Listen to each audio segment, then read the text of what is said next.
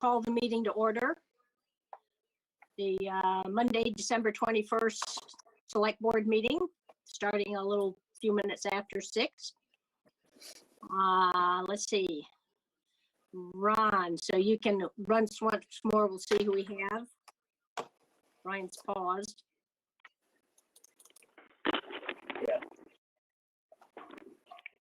Do you want to read the names again? Yeah. Okay, so we have myself and Brian Shackett, Susan, Dave, and Roger Audette. And then for guests, we have Greenmount Access, Elizabeth Fenn, Susan Trainer, Jerry Smith, Mary Waltz, and unidentified caller number 4. Okay. There we go. We can see Jerry. Oh, he's got to unmute if he's going to talk. Hello. There he goes. Hi, Jerry. There we go. Okay. And again, folks, if when you're not talking, if you mute yourself, we get a lot less feedback. Of course, then as I have to remember to unmute myself when I want to say something.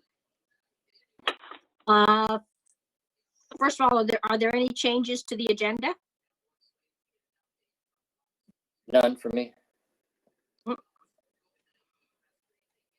Dave, Brian, Roger, you good? Yeah, I'm good. Okay. I know we have at least one person. Sue wanted to address us at the beginning with public comments. So, Sue, what can we do for you? Hi. I will try to read this quickly. It is about the water issue. Okay. The village is in charge of the water and the electricity. To that end, they follow all laws and submit plans to government agencies to ensure they're compliant with all state and federal laws. I would imagine there's very little wiggle room in what they have to do. The village recently was required to do an upgrade to the water system. They secured funding, they worked with the bond bank, and they moved forward with the project. This project affects both town and village residents. In an effort to provide fair and equitable pricing for residents, they've distributed costs between residents and businesses. It appears, though, that this select board and its chair are more concerned about the prices that Stowe and the county will incur.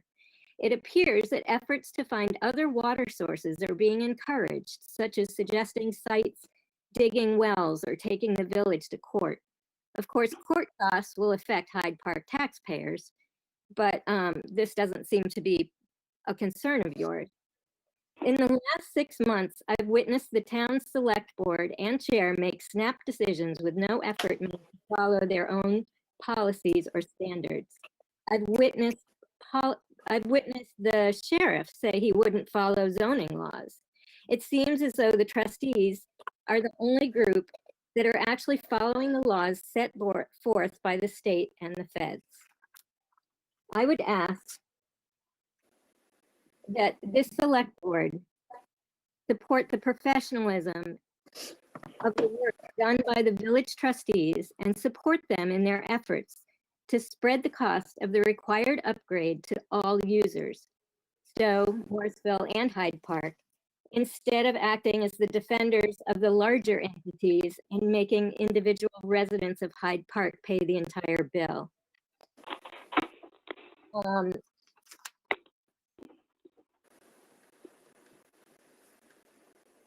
Town seems to have a history of not actually getting along with the village trustees. Please put this aside for a change. We are one community. Do not put the taxpayers in the middle of your small town feud. Thank you.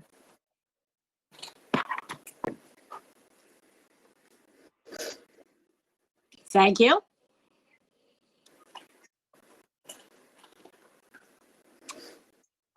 Is there anyone else that would like to make public comments at this time? Of course, there are ways through the meeting. If there are specific topics, we're happy to have you join us then. Susan?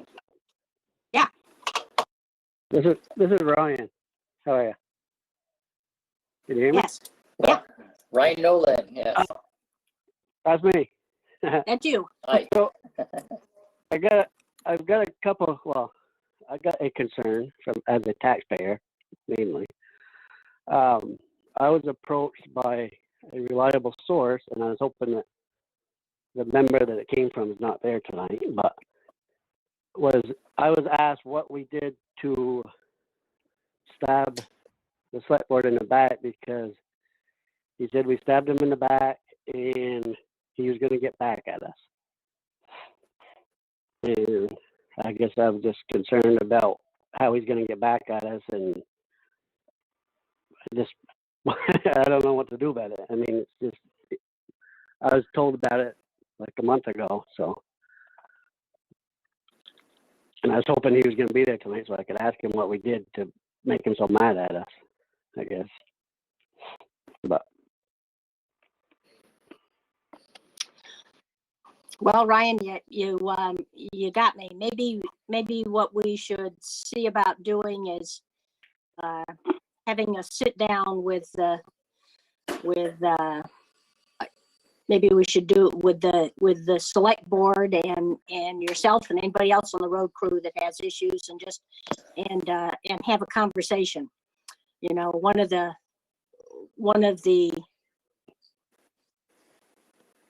things that happens in small communities is people get pieces of information, and they base their actions and their thoughts and their conclusions on pieces instead of maybe having all of the information. We all do that in our lives. That isn't unusual people behavior. But I think maybe it would make sense to have to be able to sit down, and we can talk with Mark, or you and Ron and I can have a conversation, see what we need to do to set up to have a conversation about this. Susan, can I interrupt a minute? Sure, Roger. That's for you, Roger. I think if Ryan has a problem with something, isn't he supposed to be going through the union representative instead of coming direct with the select board?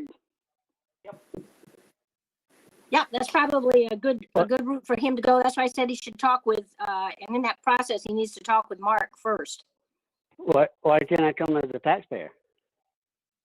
Well, because your issue, I mean, what you're bringing really is a personnel issue, as opposed to, I think the lines can get confused there, but it's just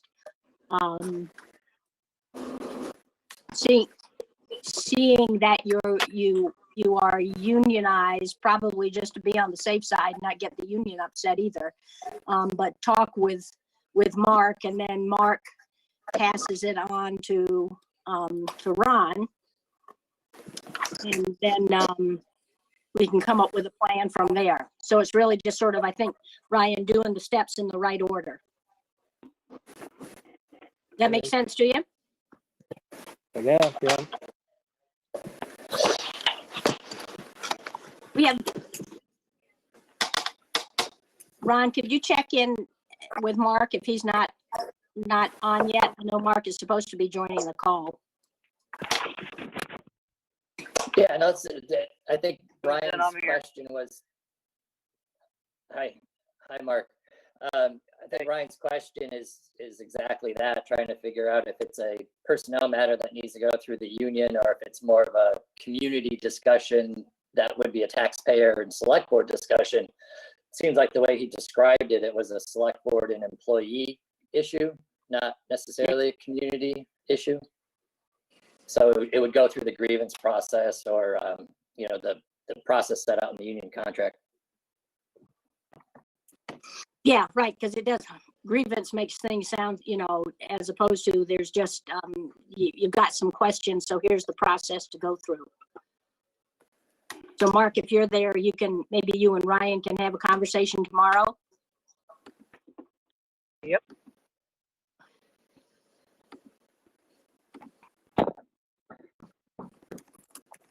Okay. Anything else, Ryan? No. Okay.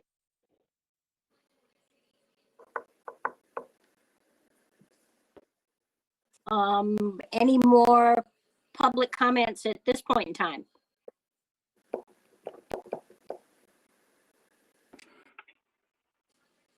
We're good? Okay. Next is with Mark and an update on some highway projects, and it's the Hyde Park Village 1111 water project and amending the paving cost share. Yeah, I've been working on this a little bit more than Mark because it came down to some math questions. So Okay. basically the original 1111 had some conditions on a cost share for paving that would be done over a couple of years. The village engineer looked at it, and based on the construction schedule, the timing is critical because the original intention was that there would be some mechanism to hold money for future paving past the water project life. And the way the grants work and the way the funding works with the state, they would be the money coming from the state loans and grants would not be released until the work is done. So the only work that's getting done during the project is the Fitch Hill paving and some of the top coat on Main Street was going to be deferred past the end of the project. So that the issue of deferral past the end of the water project was an issue that was raised. And it's resolved by taking the value of all the paving that was going to be done under the original 1111 and put it onto Fitch Hill. So in order to have everything work as far as dollars go, the share on Fitch Hill is increased. And I should say the water project share of paving is increased on Fitch Hill from, let's say it was 25% to 92% of the top coat that's going to be put on that whole road. The rest of the roads will be the town responsibility. So we're basically going to, and we're going to defer the top coat because of some stormwater work next year. So in order to capture the state and federal loan money, we need to push the paving to sometime during the contract with the water project. So it's a little convoluted, but that's basically what's happening, is that instead of us figuring out how to preserve some grant and loan money from the water project past the end of the water project, which doesn't appear possible, the proposal is to amend the 1111 and only work on the Fitch Hill paving by increasing that cost share to 92% of total paving cost. I did review this with Summit Engineering just to check the math, and they were agreeable that it was good math, so that there's no dollar change of responsibility. It's the same cost share, if you will. It's just moving it onto Fitch Hill instead of a percentage of all roads. So the specific question is to accept the amendment and move the paving share with the village water project to 92% of Fitch Hill's base coat and top coat. Removing the requirement for cost share on all the other roads, which is Church Street and Main Street, Eden Street, Centerville Road. So some of those roads will have no more cost share. They'll be town costs when we get around to it. So I don't have a written up amendment. That was just the concept to do that. And since it's a legal document, the town attorney would draft the amendment, and then Susan would be authorized to sign if that's agreeable to everybody.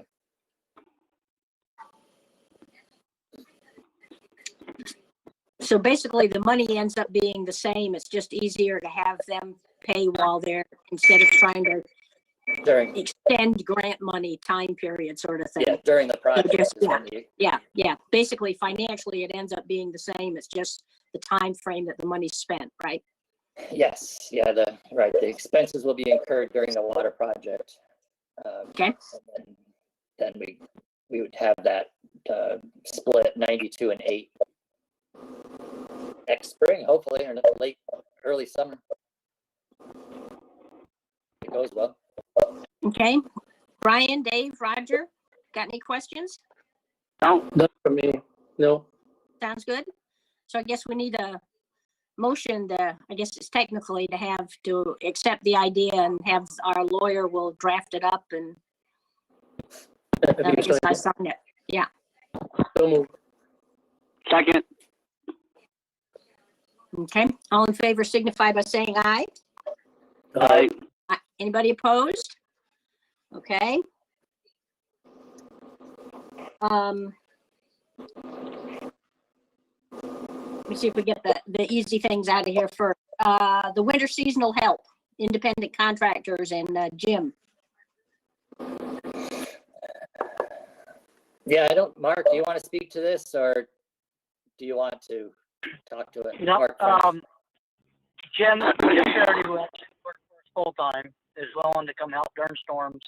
He doesn't want to work full time by no means. Just if we get in a bind, he's happy to come help us. I've been talking to some independent contractors. I didn't have much time as I wanted this week to get a hold of more. I contacted one and actually talked to him about it. Who would be interested in helping us out? Which we'll have to go through a couple of them and get some pricing on it, but that seems like that would probably work too if we got in a bind with an ice storm or whatever, to have somebody to back us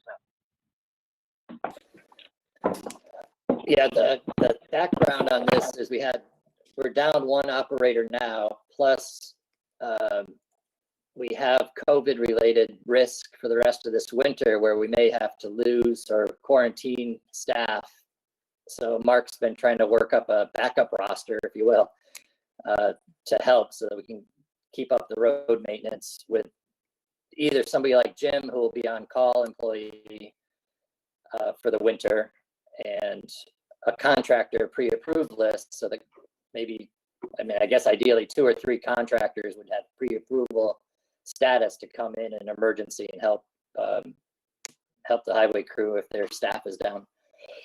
So I think, and this is a question for Mark, I think our on-call plow operators are $18 an hour, and we have to come up with an approved or agreed upon rate for the contractors, but we don't have that yet.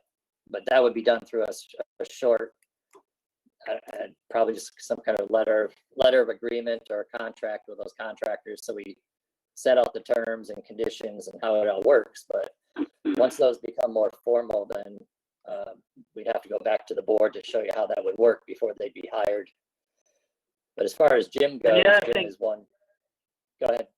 And Ron, just to add to it, another thing that Ron and I actually talked about the other day is some of our vendors we deal with are our dealers we buy our equipment off from that are having problems with COVID going to their garages, their shops, and mechanics are all out. And it's not even us getting sick, it's we're down and we need, say, International to do something to our trucks, but their crew's out, or John Deere do something to our loaders so we can load our trucks.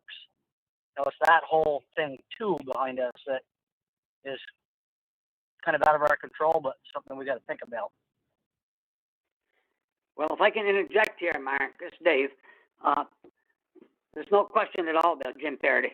I mean, anybody knows that he's Jim. He's going to jump in and do what he's got to do. And like I said, I talked to him the other day, and he said the same thing. He said, I don't want to hang around. If there's nothing to do, I want to go home. But if there's plowing to do, I'll plow. You know, as far as independent contractors, you know, if one of the trucks go down,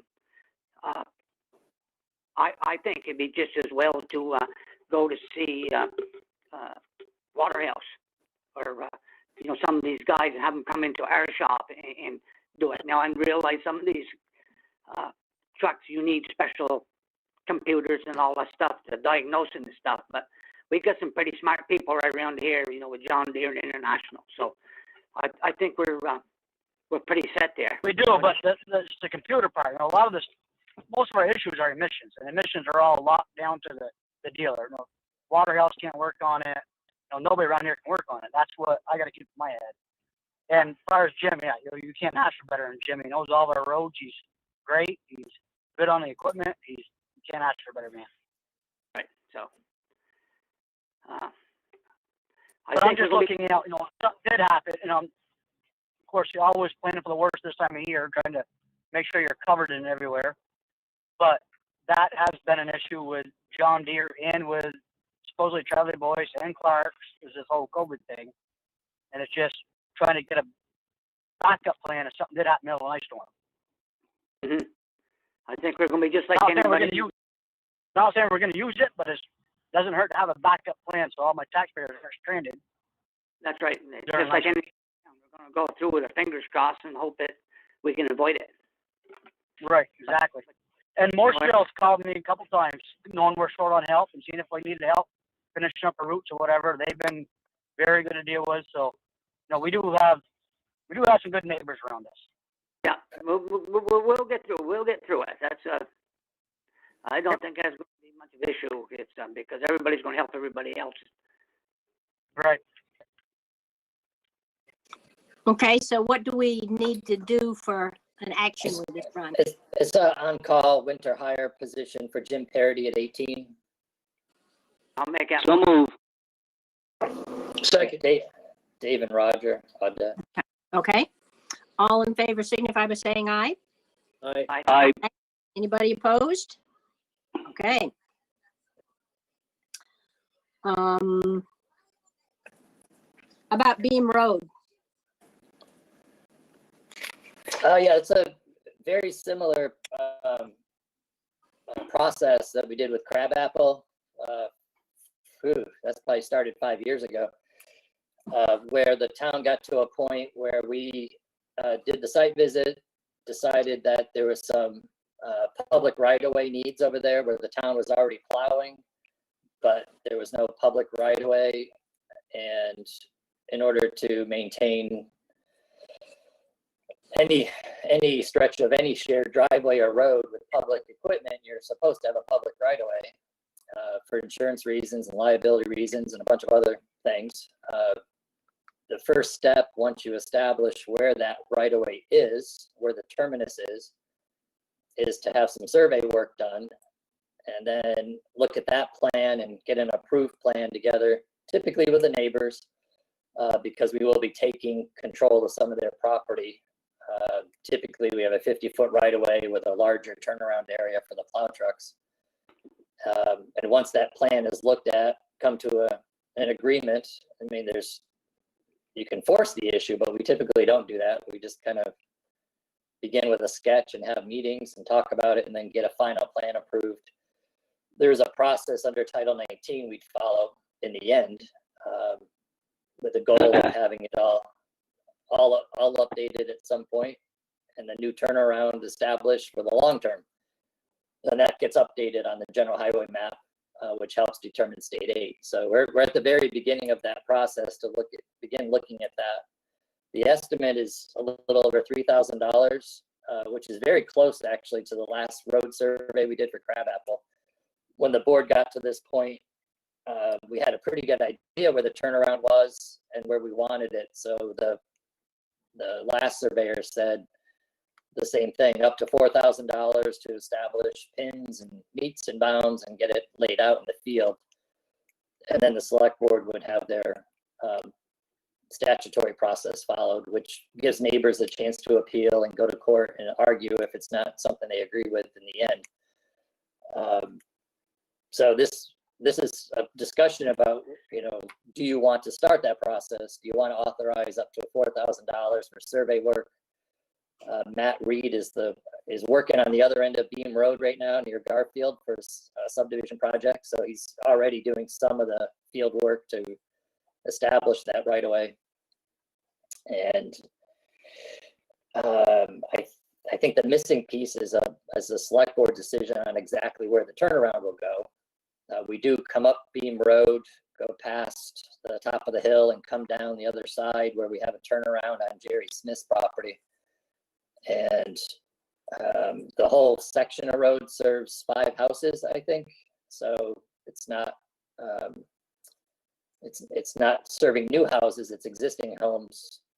And geez, Jerry can probably chime in, but we've been out there for many years anyway. It's just we never cleared up the right of way. So I'll let somebody else, maybe Jerry, give some information if he has things. You're right as far as 5 homes out there, 5 properties. And we've owned our property since 1995, and it's always been plowed down to our turnaround. The question has always been, does the town road end, and where is private road? As I've stated over the last several meetings, it seems to me that the town road, or at least the town, has been getting state funds for down to past Sherry Heckler's property from the length of the road anyway that you're claiming.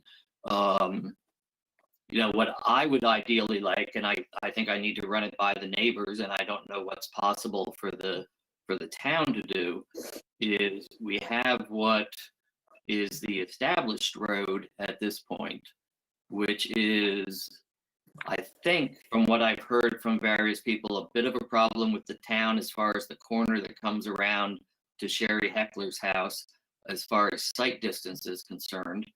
And it's also a problem from Sherry's standpoint because you basically plow snow into her living room there. Whether, if we survey this and the property owners are willing to spend some money to move electrical boxes and so on, can we move it 20 feet uphill, if you will, if you're going to survey this and going to take it over? So I don't know what the process would be for that. I think the turnaround, ideally, from what Ron has said, and I think it makes sense, would be to move it from where it currently is closer to Sherry's property line, which would be the Garcia's property that we have a right of way through. And I think it's a matter of everyone getting together and establishing what they're willing to do and go from there. One problem, from what I understand, is Sherry has 5 acres that if she sends that over to the town, does that mean she doesn't have enough property because it's a 5-acre zoning sort of thing? So that's about all I have to say at the moment, and take it from there. Yeah, I think the quick answer on zoning is that the right of way over the land will not affect the acreage. Okay. If the town took a fee simple strip of land from Heckler, yes, that would potentially create a problem because the lot would get smaller. Okay. Well, that's good, because we've been worried about that as far as whether that's doable or not. Yeah. It sounds like it is. But where do we, where does the select board stand as far as, are they interested in pursuing this and trying to get this straightened out? I think I can speak for the neighbors, we're willing to work with the town and try to get a turnaround that works for everybody. And, you know, hopefully have it be town road and not have to keep having these conversations every couple of years as to where you're going to plow to and so on. Hey, Yeah, Ron, that's the idea. Yeah, go ahead, Mark. just to add to this, just to try to clarify some stuff, that's gonna have to be an 18-foot wide road, correct? And by Sherry's, there's a tree in the ditch where there's gonna be some issues that come up through an 18-foot wide road. So that's gonna be Yeah, something that's- that the landowner needs to be, you know, understanding that. But it's not fair for us to tell everybody else we gotta do an 18-foot road and not. And I haven't measured it, but I don't think it's 18 feet. I'm not sure, Mark, what you're saying is an 18.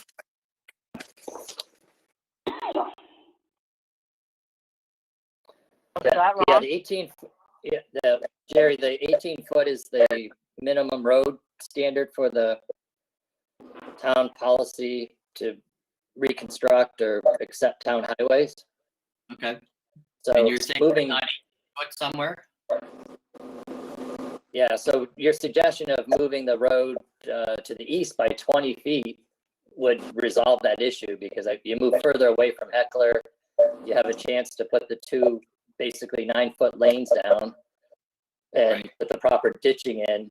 And all of that work typically interferes with vegetation and utilities. So the first part is to get a site assessment done of what's there now, which is the preliminary survey work. So we know what's actually in the project area. So we know what the limitations might be. Sure, I can understand that. And that goes Okay. with what you surveyed at this point? Yeah, there'd be multiple steps. So for example, having a good preliminary site map drawn up with just a broad brush, big picture, Right. tree, utility box, telephone pole, you know, end of road, Sherry's driveway, you know, those kind of things. Sure.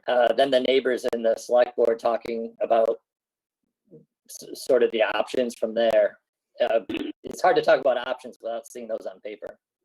I can understand that very definitely. So basically, again, the question is whether the select board wants to spend the $4,000 to get the preliminary survey. The preliminary survey is less. The 4,000 up to 4,000 was for the recordable survey, actually, to get that in the land record. So that 4,000 is broken up into phases, if you want to look at it that way. Okay.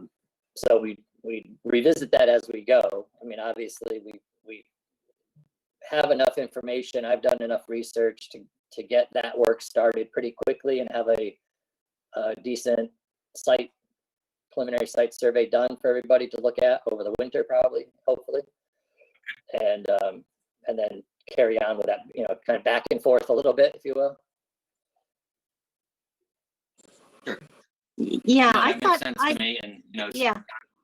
I thought, Jerry, I think at the, it's just- we were talking about this at the last meeting, but that we all agreed this was a good idea and to sort of move forward with it and see what we were getting into and what the possible resolutions are. So it sounds like, again, taking this first step of getting a sort of a site map drawn and then figuring out what the options are from there, and then going on with whatever we all decide is the best option to then get the recordable survey done. But I think other board members, aren't we pretty much agreed that we're going to go forward with this?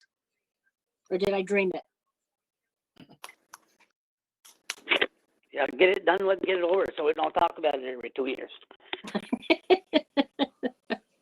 I agree with that.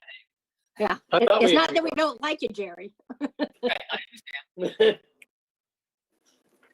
I But, think yeah, it's a project. let me know what you need from us, if anything, at this point, and keep us informed, and we'll go from there.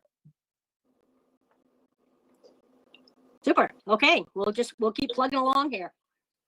So did you want Great. to have a motion on the, sorry, did you want to have a motion on the $4,000, up to 4,000? Yeah, the up to Approval. as we did on the previous road. I think that would Oh, make yeah. sense. Fair though. So moved. Second. Okay, need any more information? We all set? Okay, I'm all in good. favor signify by saying aye. Aye. Aye. Anybody opposed, abstaining? Okay. Got that one done. Again, thank you, guys. Yeah, You're welcome. yeah. Thank you, Jerry. Thank you for your participation, Jerry.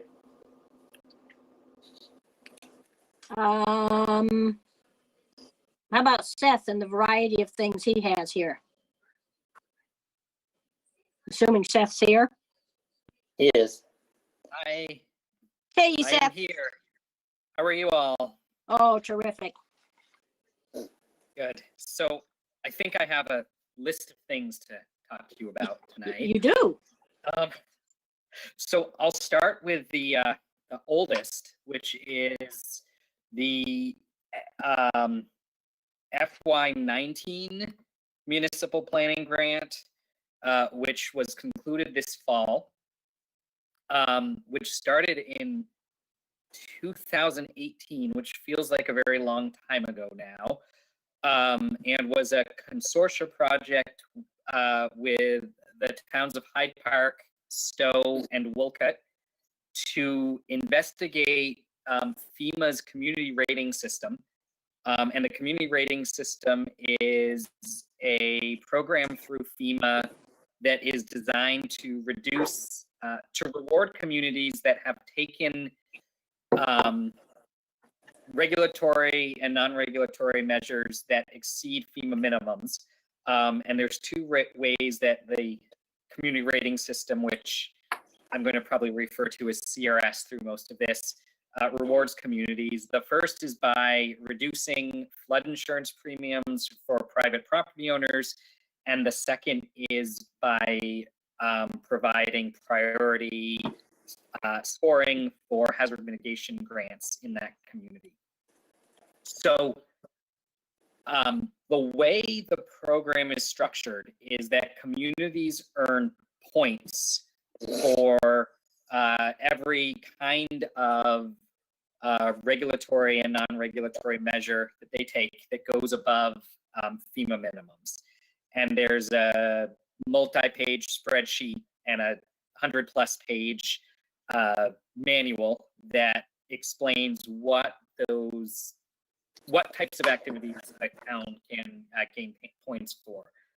One of the reasons we wanted to undertake this project is because we suspected that most communities in Lamoille County were doing enough, especially in the non-regulatory range, to qualify for the community rating system, but had not enrolled because of the administrative needs and burden of the program.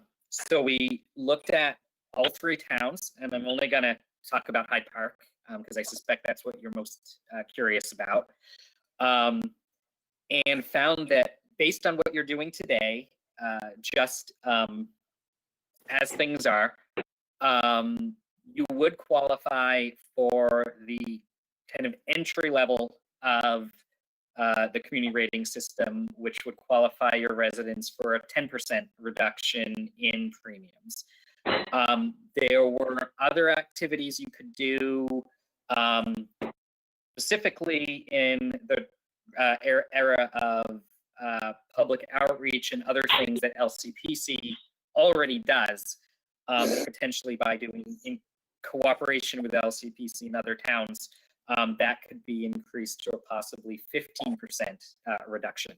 And one of the couple of the major areas where you receive points were for your past conservation efforts.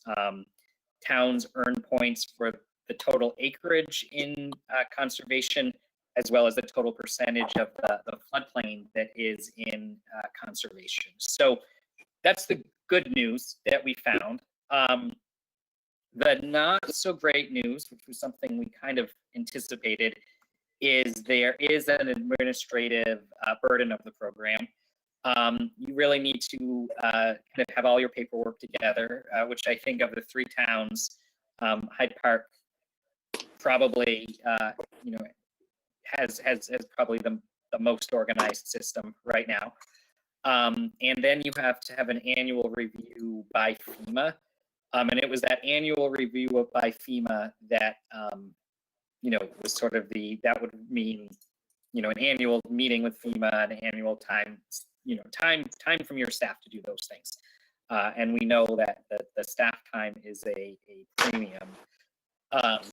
So at that point, then what there really is a need to weigh the savings that you would get from, or the property owners would get from that reduction, and the bonus scoring that the town would get from the CRS program with those additional administrative requirements.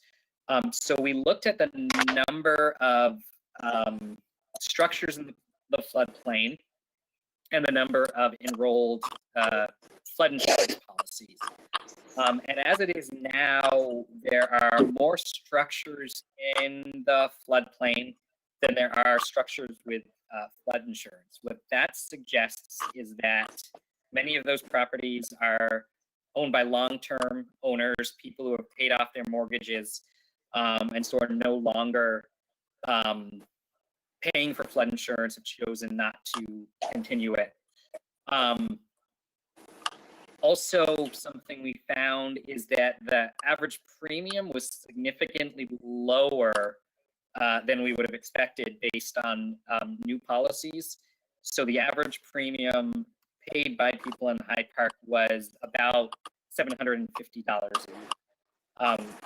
That's significantly lower than new policies that we've seen in some of your neighboring towns, which are in the thousands of dollars per month. So what that suggests, again, is older properties, older policies that are grandfathered. And so because of those two factors, the savings per policies are, you know, in the $100 range, which is 15 policies saving $100 a year is not a lot of money. So there was a question of, is that worth it? That I'm not going to answer that for you. I'm just going to put the numbers in front of you. Something to think about is that in 2012, Congress passed an act that would have phased out grandfathering. That act was repealed 2 years later. But what we kind of estimated is that you would see properties see 25% annual increases in flood insurance until they reached actuarial values, which could be in the thousands per month. Whether Congress ever tries to do that again, especially in this climate, is again something we can't speculate about. So really, I think a takeaway is there's a potential for benefit. To individuals, maybe the bigger benefit for Hyde Park is probably priority funding for hazard mitigation grants. For some other towns where a quarter or more of their properties are in the floodplain, including one of your neighboring towns is 60% of their commercial, huge percentage of their grand list in the floodplain. The calculus might be different in terms of savings versus administrative costs.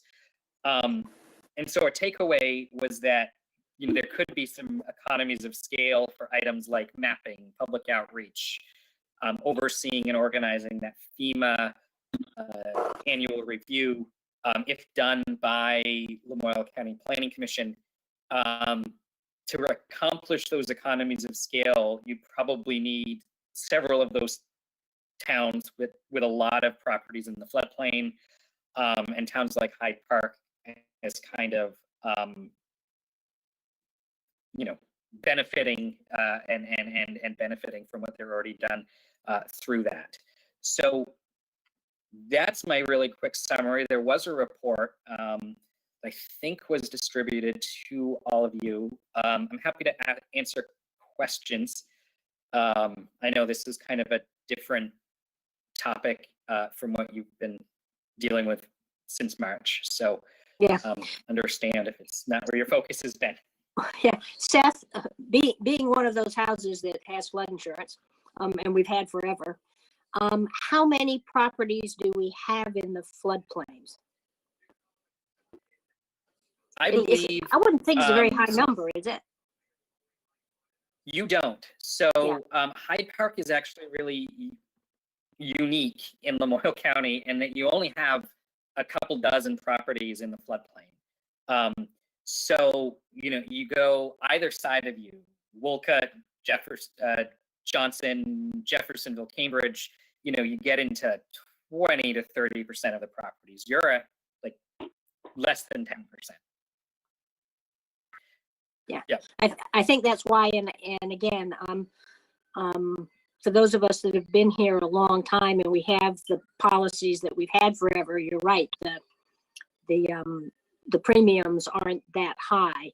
And again, particularly when you've had a policy forever, it's like a lot of policies and you don't make any claims, they got, why lose the money they're getting? Because if they jack it up to, $10,000 a year, we're dropping the flood insurance.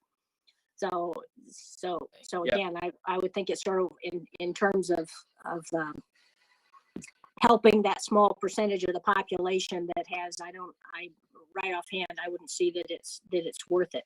Where when you get into making the town eligible for mitigation dollars, then it's something to, to consider. But it sounds like, and sort of on this first one, it's almost Hyde Park. It's almost like we're a tag along with our neighbors on this sort of a thing. I'd say so.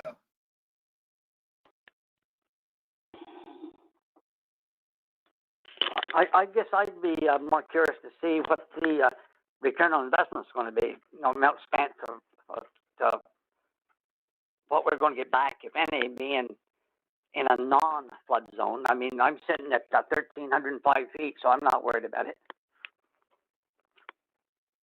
And I think most of the people in Hyde Park that are not in the flood zone, it doesn't affect.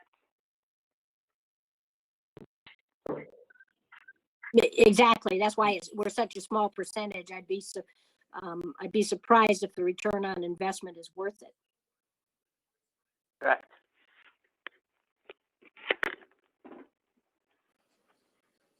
Okay. Any other questions about floods? Well, on to Seth's next thing. All right. I think the next thing is the current municipal planning grant, which is the joint planning effort with North Hyde Park and Waterville. So over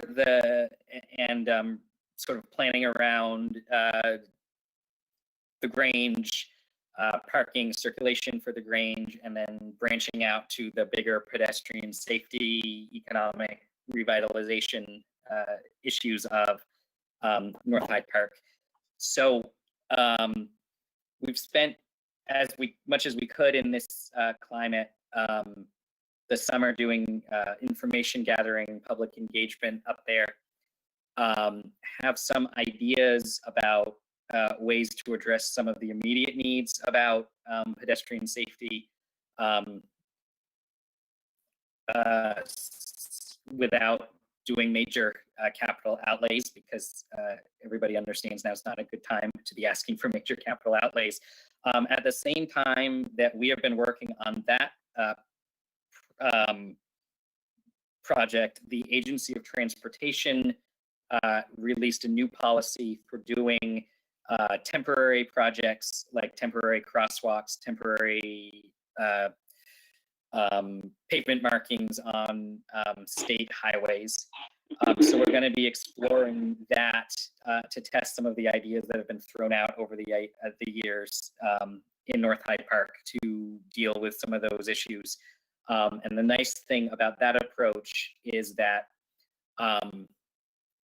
it's the type of thing that if it doesn't work, you can take it apart. It's not committing you to having granite or curbing or anything that, if it doesn't work is a huge problem for you. So we're going to be working with Ron and the Guyan Valley Hall Committee and some other residents of North Hyde Park to come up with a kind of long-term vision plan, and then pick out pieces that might fit in that temporary project for next summer, and to talk to you about that probably later this winter with some more details.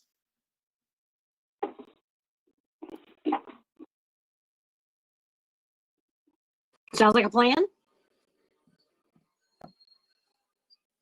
Great. All the planning, we just kind of keep plodding along, right, Seth? Just a little bit at a time. Yes, it's what we do. Okay. So speaking of planning and plodding along, I think the last item that I'm here to talk to you about are two possible grant applications to FEMA's Building Resilient Infrastructure and Communities program, which was previously the Pre-Hazard Mitigation Grant Program, or Pre-Disaster Mitigation Grant Program, specifically to look at scoping for upgrading to the Whitcomb Island Road Bridge and the Garfield Road culvert near the Green River Reservoir. So that grant would fund 75% of the cost of doing alternative analysis, concept level design for the preferred alternative, preliminary federal environmental and historic preservation review, and the required benefit cost analysis that FEMA requires. So once that was done, you would have, a implementation grant ready materials for whether it's a FEMA hazard mitigation grant, a VTrans structures grant, or a I'm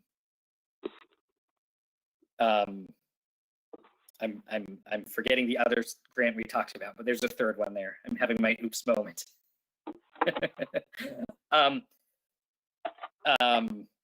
Oh, A&R, some of the A&R ecosystem restoration grants. So essentially the idea is that you would have all the box checked that you need to implement a solution for these two structures. So the request would be $50,000 for Whitcomb Island and $40,000 for Garfield Road to do the full scoping. And the town would need to provide the 25% match for both of those.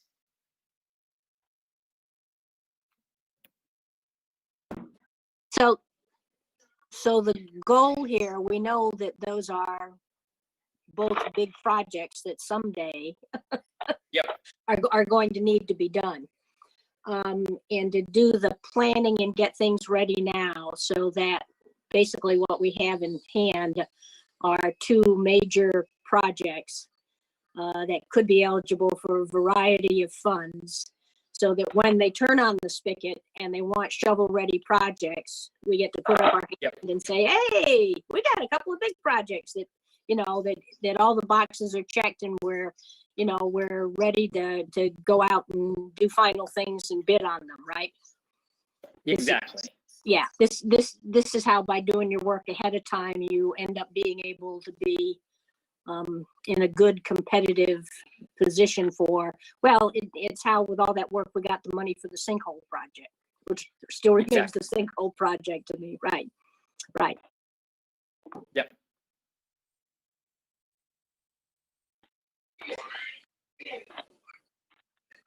Yeah, Ron, you need to unmute. Part of the action items is a commitment letter from the select board to the match amount of that 25%, which would come from the highway reserve, stormwater reserve sources that we have. The application is simply that, it's an application. At some point, FEMA will get back to us based on whether or not they think it's a valid project, and let us know if one, both, or neither would move forward. I'm not sure how long that turnaround takes, but it's probably not before this summer. So we're not talking about anything near term.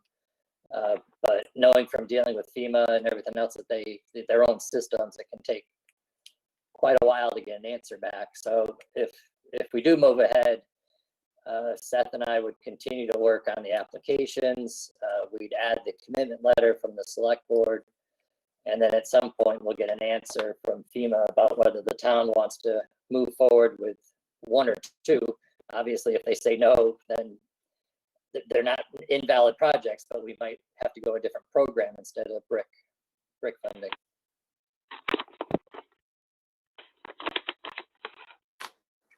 Hey, so. Yeah. Just for my own knowledge here, does it cost? Wait, you're all crackly there, Dave. Just my own knowledge. Does it cost the town anything per year to belong to a LCPC? Yes, about Yeah. $4,800. Yeah. 3,800. Like that. 48, I think. 4,800. Okay. Yeah. No, I was just comparing the dues to the 25%. So I'm good. They get us lined up for boy. Personally, plug up your ears for a minute, Seth. They may be some of the best money towns spend. I'll tell you, in helping you get ready to take advantage of things and check off the boxes when it comes down to being able to get money and funding to help folks get projects done. No, just something I needed. I'm sorry, what was that, Dave? It was just something I needed to know. Yeah, okay. And again, those are the sorts of projects, and again, it's because we have all the right boxes checked. So when we end up applying to FEMA, we end up getting what, like 92% or something, Ron? Yeah. Yeah. As long as we keep up with all the boxes, yeah. Yeah. As long as we keep up with all the boxes, then instead of, you can get as little as, is it maybe 75%? I'm thinking, so it's sort of FEMA ranges every place from 75 to 92%. So it doesn't take many projects at the 92% to I pay have that. to answer. I misspoke when I answered Dave's question. It's 1829 is in the budget for annual dues. So it's not an annual dues to 48, it's 1800. The other number that I was thinking about was whenever we come up with how to phrase this, projects that aren't funded otherwise, the town might come up with a work agreement with LCPC to do extra work. So it's not that it's just dues, which are the $1,829. It's we do make use of them as if we need extra staff, for example. So there is a little bit more in there that we do pay LCPC if they can't find money from their own resources, because they are allocated state money every year to operate. Some of it's general use money, some of it's grant money, some of it's special charge, so to speak. To give you an example, the highway department's been trying to figure out how to collect field data from the field and put it into an iPad so it can get uploaded to the state database. That's not something that's really covered by grants. That's something that we would do as a supplemental work agreement with regional planning. So just going to give you those 3 or 4 different pieces. So when you say how much does LCPC cost, it's sort of a combined effort of different programs that they provide. Some are totally paid, some town has to contribute, and some of it is through the dues. Okay. It varies every year. It's usually it has been under 2,000 a year for dues for many years. Actually, it doesn't go up a lot, very much, if that helps. Yeah. Thank you,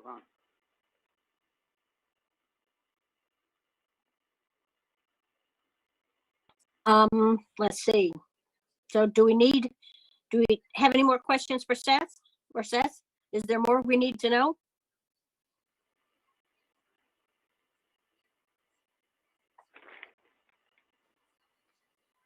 Oh, we lost him. Ron's see. muted. Yeah, so that we need a motion to approve the 2 commitment letters for the 2 brick projects, which is the 25% of the Whitcomb Island and 25% of the Garfield Road. Again, that's 10,000 for sorry, 12,500 for the Whitcomb Island and 10,000 for the Garfield Right. Road. And then Right, and- Susan can sign those. Susan can sign those, or I can sign those with authority to sign.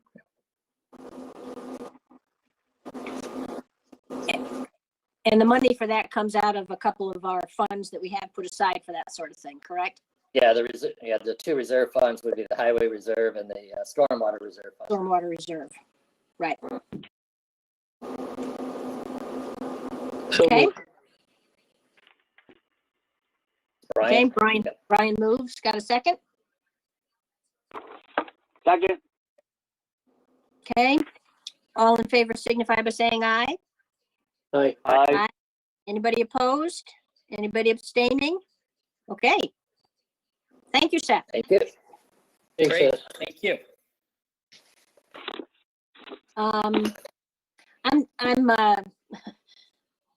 I'm trying to, I want to get us through the variety of things that are easy and for the public, because when we get to the position and hiring, we need to go into executive session. So I'm sort of dropping that down to the end so that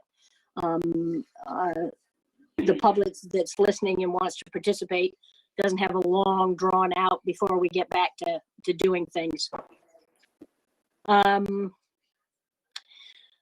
Oh yeah, town meeting day, and what do we do about town meeting?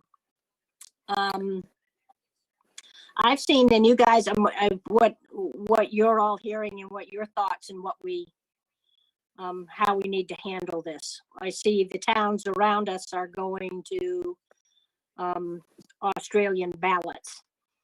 There's there seem to be a variety of issues if you try to do a blend of doing things, folks calling in like this. How do you check? It doesn't really seem as though it's particularly feasible to do it that way. I don't know. What do you, Dave? What do you think? Roger, what do you think? Isn't the auditorium big enough to separate everybody at the Memorial? What do we usually have, about 80 to 100 people?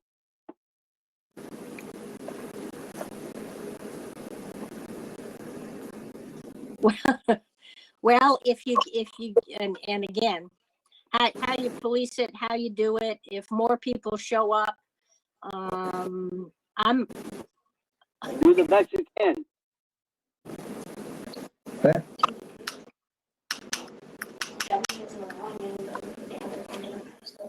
well, I Yeah. think, Ron, I don't, it's, oh yeah, I 'cause, think yeah, we've got, the order. Kim's here right, too, right? Yeah, the current order is out there, which says no, large gatherings and so on. I don't know if those things would change by March. The mechanics of having people congregate under the current order is not exactly what the governor is intending to do. I think it's the opposite of that. So there might be some people that wouldn't go because of COVID.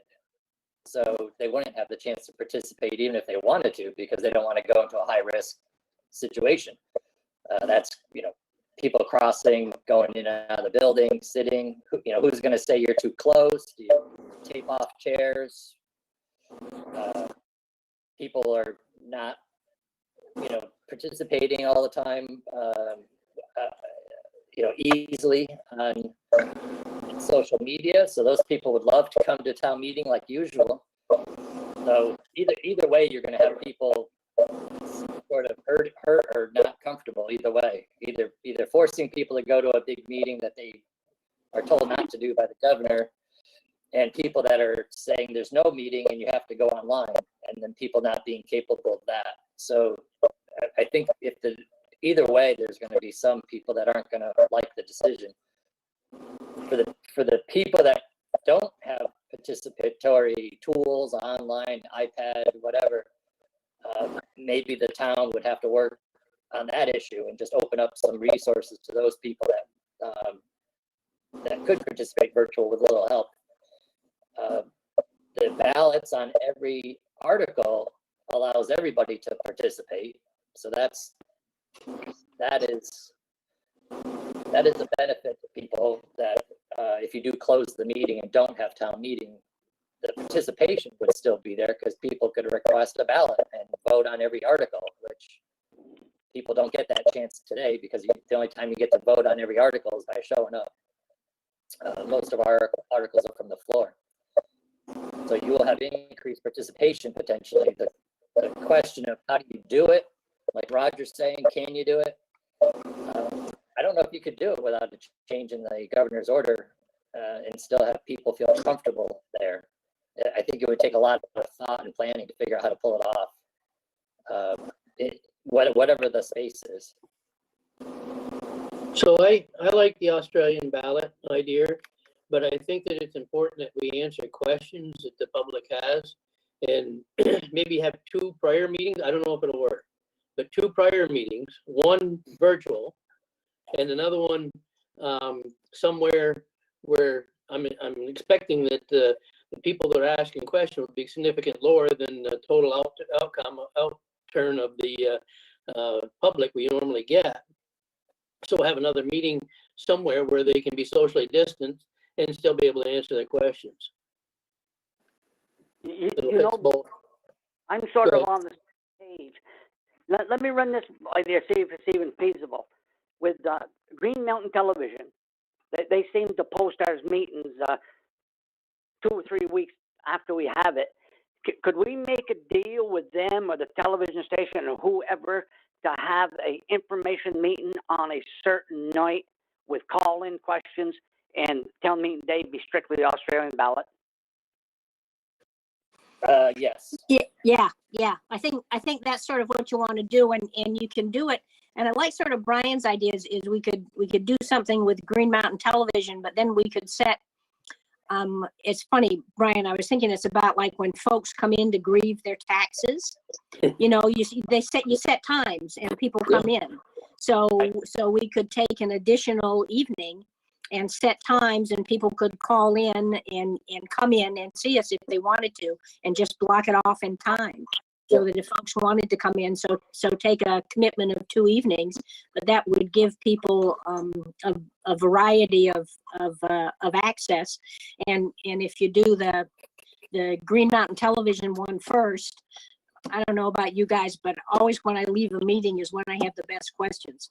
You know, so that gives folks an opportunity to say, you know, you can email the questions or send them in, and here at X number, you know, a couple of nights later. We'll get together and answer more questions. Yeah, that sounds like a good idea. We'd have to get the town reports out earlier. Is that possible?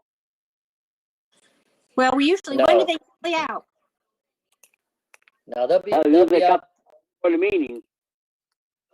Yeah, they have to be mailed 10 days before town meeting day. So people will, you know, have to request it by postcard. That's the new process. So you don't go to every box anymore. So you have to, we'll have to do the mailing by postcard. And then people have to request the town meeting report or get it online. So that it will be accessible for those meetings as long as you hold those 2 informational meetings within that, you know, 10-day required window before town meeting day. So they will be available both online and in paper for people as long as those informational meetings are in that 10-day window. And then I think we do this the same way that we have always done, that folks can request an absentee ballot, or instead of, and I guess we just do it. I know Kim, you're there. You do it at the town clerk's office for people to come in and vote that day if they want. You don't think we could do this all in one night as far as the informational, like, you know, have it on the television and then have have them call in, because you're not gonna get no more questions now that you would at town meeting. And we generally start town meeting 9, we're done by 11, so it's not gonna be a 2-day affair.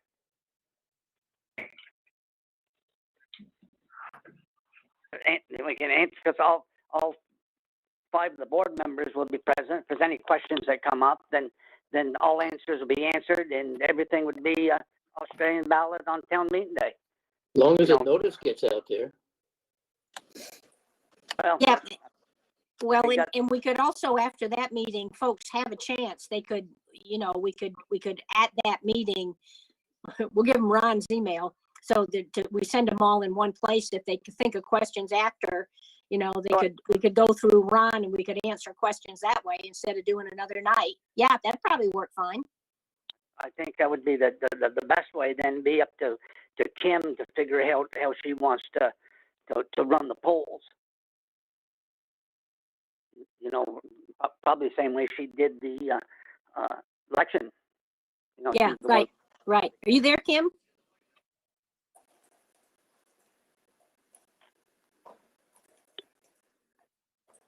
Is Kim here, Ron? She was going to, but I'm not sure. I don't see her. Okay, all right.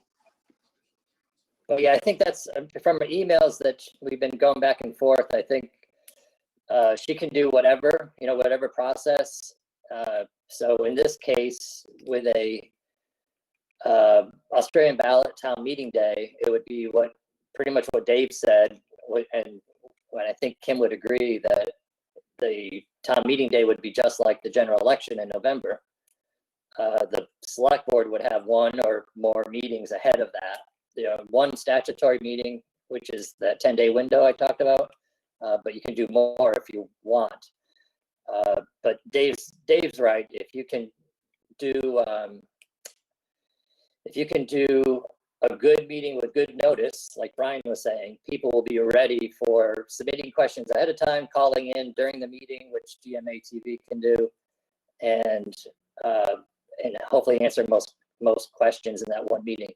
The follow-up to that, of course, is really just follow-up questions. So if you go home after that informational meeting and have follow-ups, then we can still do that. It just wouldn't be at a meeting. It would be, can you better explain this? And we'd have to personally respond to people that way. So they wouldn't not have an answer. It wouldn't be in the context of that meeting if you only have one. I mean, There's a question really on chat for why can't you do mail-in voting? And I think that's what we're doing is if you do a virtual meeting, you'll have both options. You'll have the poll set up potentially at the town office, as well as asking for absentee ballot to mail them in. I think Right. that's how Just the way we do it November one now, right? Yeah. Right. Just the way we've always done it. That's no different than Stowe does it. And I believe at Stowe, they have their informational meeting the night before town meeting, and everything town meeting, they just voted. by ballot. Yeah. Okay. Roger, that worked for you? I guess so. Yeah. The Yeah. other thing is Sue did mention something that the legislature in January will be considering an option for towns to mail out ballots to everybody. So right now that's not possible, Sue, but I think if the legislature comes out with that, then the board could act on it now, but we don't have that authority to act on it. So just let the board know that you may be presented with multiple options when the legislature gets back by January 15th or so, because they're going to meet on this too, and then say, okay, here's all the things we want to give towns the options for. So you have to make final decisions by the end of January, because that's when the warnings due, but the legislature has promised to throw a whole bunch of new stuff at you in the first week of January or second week of January.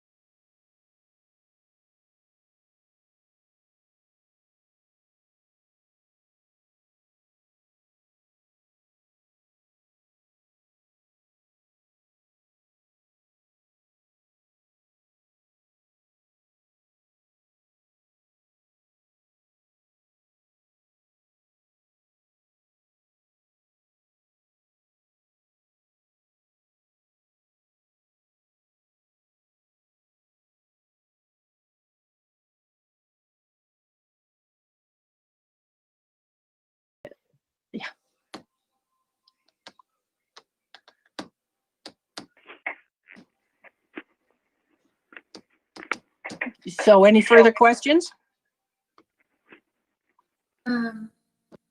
Yeah, I guess I have a question. I'm just curious, sort of if you have an alternate idea, sort of where we go from here, if this isn't an acceptable rate structure, like, yeah, does this board, since you're involved now, have an idea of how we can move forward?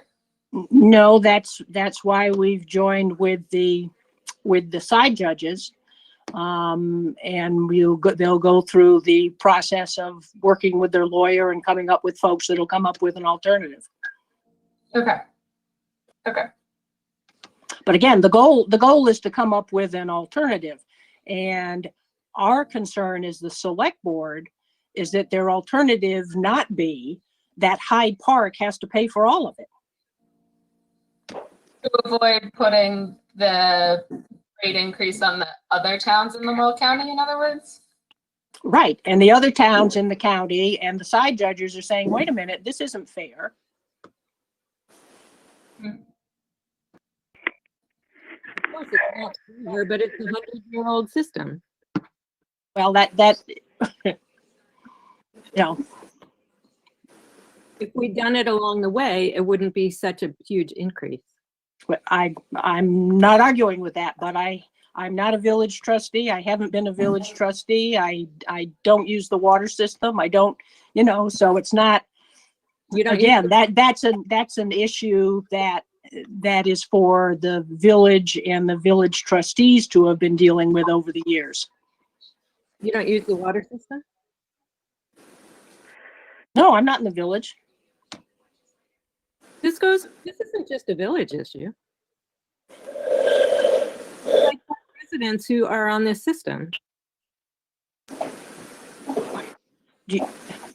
How much of Hyde Park do you think is on the village water system? I have no idea, but I know there are residents on the system.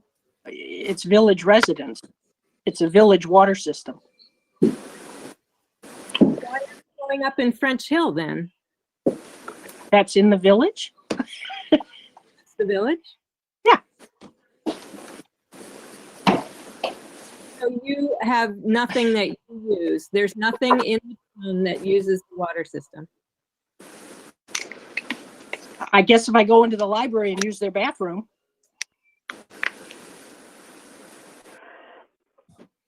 I guess just sort of a point, I get that Susan might have been incorrect about where the village water system goes, but there's no reason to laugh at her for being wrong. No, I'm not. It's just, but that's so rude. no, I'm as I began this, people make assumptions about what's happening and then blame me for taking the side of Stowe. No, I'm not taking Stowe's side.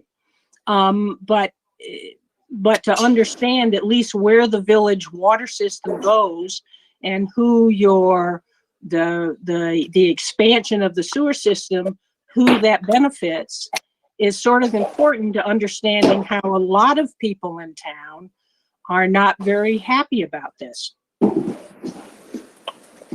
agree. However, the fact of the matter is we're doing things to help North Hyde Park. We're doing things to help other parts of the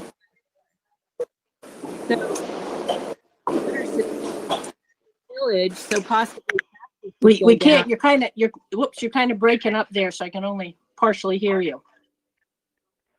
If we want the village to be in a position where we don't get sued by the feds, it would seem as though Hyde Park Town would also be concerned about that. Because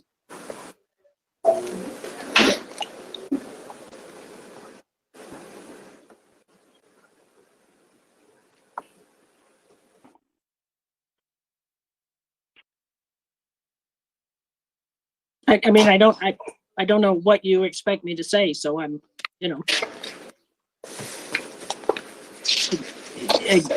again, the point of working with the side judges is to see if we can come up with a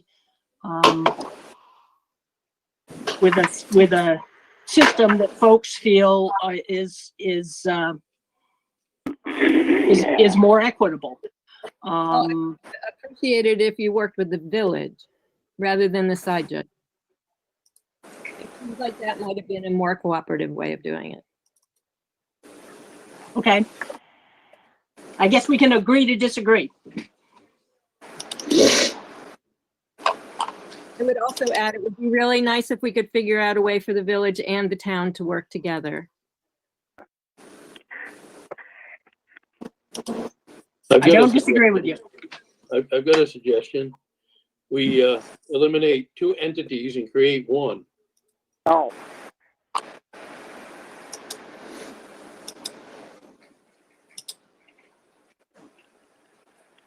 Sometimes I don't disagree with you.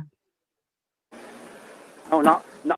The only reason I don't disagree is 2 months ago I would have agreed with that, but I don't want the rest of the town people taking on that water and sewer debt.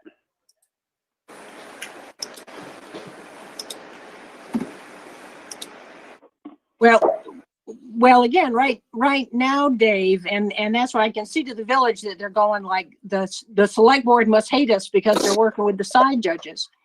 Our concern is not, because if you look at the piece that belongs to the town of Hyde Park, except I don't know how much our school taxes are going to go up, which could be a real issue for the school.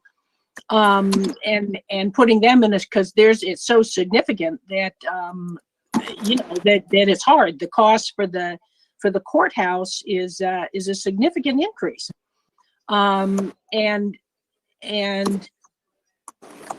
it works to the benefit of the town to have it spread all over the place. But if they all get together and decide they can come up with, and it all belongs on the town of Hyde Park, then that's where the town of Hyde Park gets hurt. And that's where it's seeming fairly clear to me from this conversation that the village doesn't understand that part. Because if it all gets shipped back onto the town, we would really have some issues. So working with the people who are truly aggrieved at this situation, I mean, obviously the village did all this work. They feel they've come up with something that's equitable. They feel that it's fair. That's one point of view. There's another point of view that's being asked to pick up the bulk of the bill that doesn't agree with that point of view at all. And so now we just need to go through the process of figuring it out. And I'm sure that'll take time. And again, as I say, nobody's in a lawsuit right now. It's just trying to, as again, Hyde Park, the village, and all these folks had all the financial resources of your water department to hire experts to do all these things. The town doesn't have any of that money. We don't have any of that kind of resource. We don't have money coming in from those sorts of things. So we're joining with the group that is concerned to see if we can get to a different solution that everybody feels happy with. And that'll just take some time. So we'll just work our way through the process.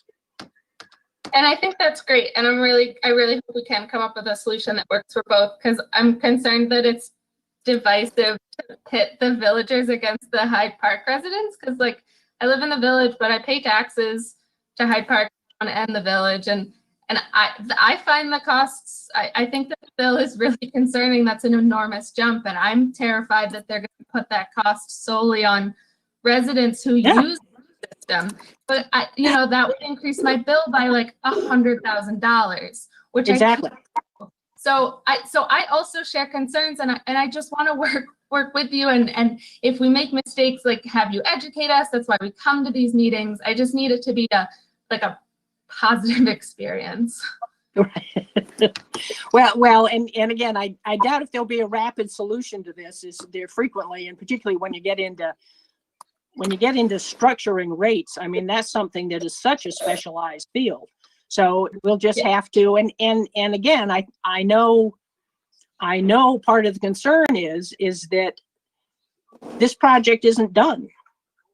Okay, there are more bonds that need to be passed to finish this project.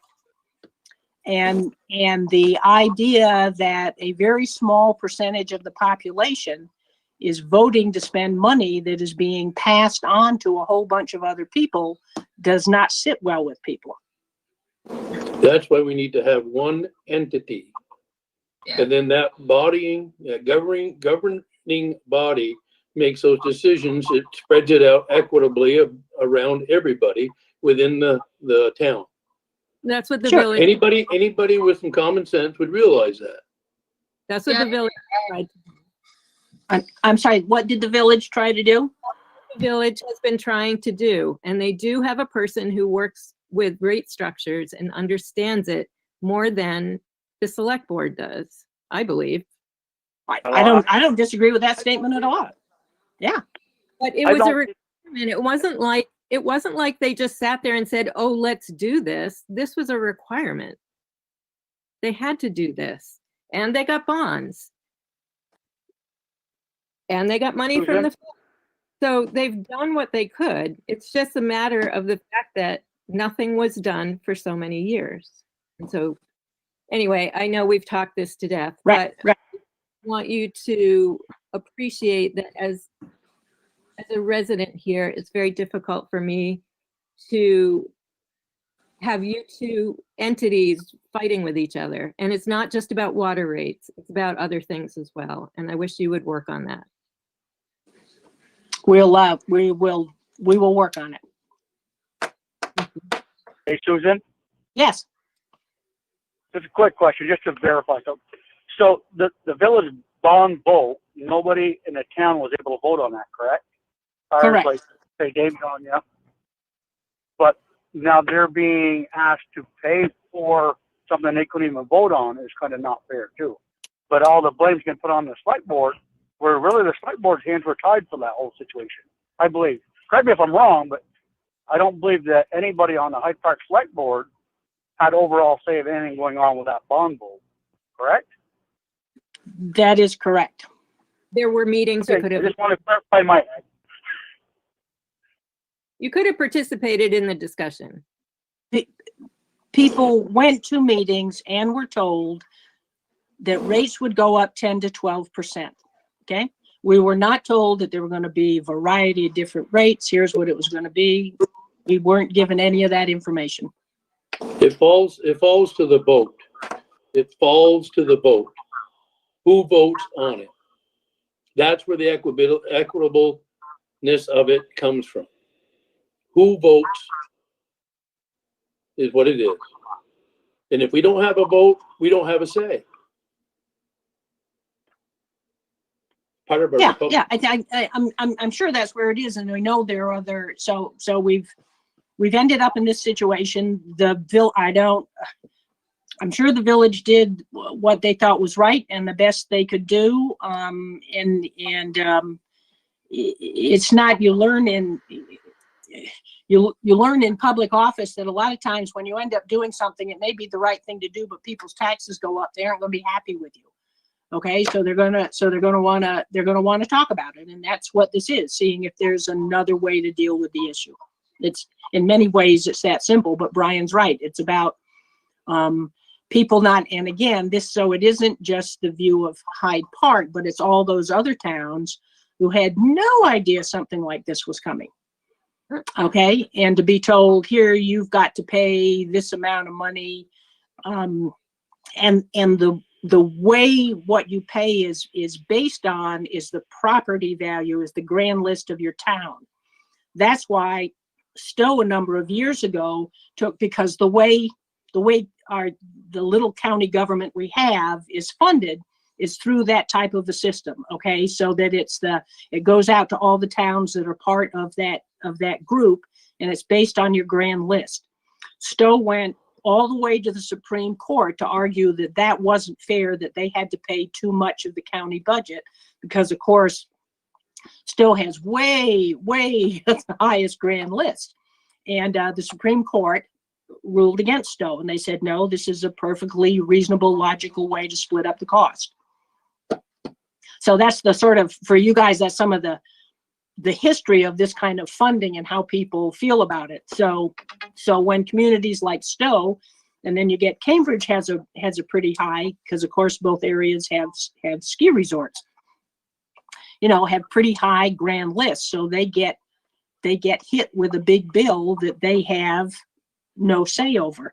And like, they could care if Hyde Park Village has to upgrade their water and sewer. It's like, that isn't on us, that's on you guys. Well, not exactly, but okay. Yeah, well, but I think if you lived in Stowe or Cambridge, you'd appreciate that perspective. I don't think anybody wants to pay more, but if the government says you have to upgrade your system, you have to upgrade your system. Yes, you're right. You're absolutely Yeah. right what you're saying right there. But we have to budget, and that means everybody budgets, not just a certain amount of people. If it's affecting everybody, everybody needs to be involved in that decision. And if we went to the meetings, and we did, some did, but we didn't have a vote. You We could have didn't had have a say. We could have put input into it, but we Yeah. didn't have a say. We didn't have a vote. So anyway, I think it's obviously a difficult topic. I'm sorry that that residents feel as though the select board doesn't care about them, or that we're taking somebody else's side. We aren't. We are legitimately trying to take care of the town of Hyde Park, of which the village is part of us. So are you going to do, if the village is part of the town, are you going to do anything to help the village residents in all of this? In terms of what? In terms of finances, if that's what it comes down to. Well, I can't, that's why we joined to see what other options there are. The options were back, the option choice was made back when we were two separate entities. We didn't have a choice. We don't have a say. I keep saying it over and over again. No, I understand. So, okay, we done. We'll get on to some other things on the agenda, knowing that this will be ongoing for some time. Okay, thank you. Okay, thank you.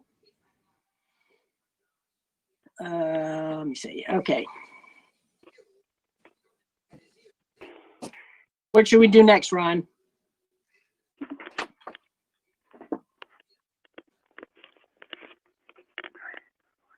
Are you there, Ron?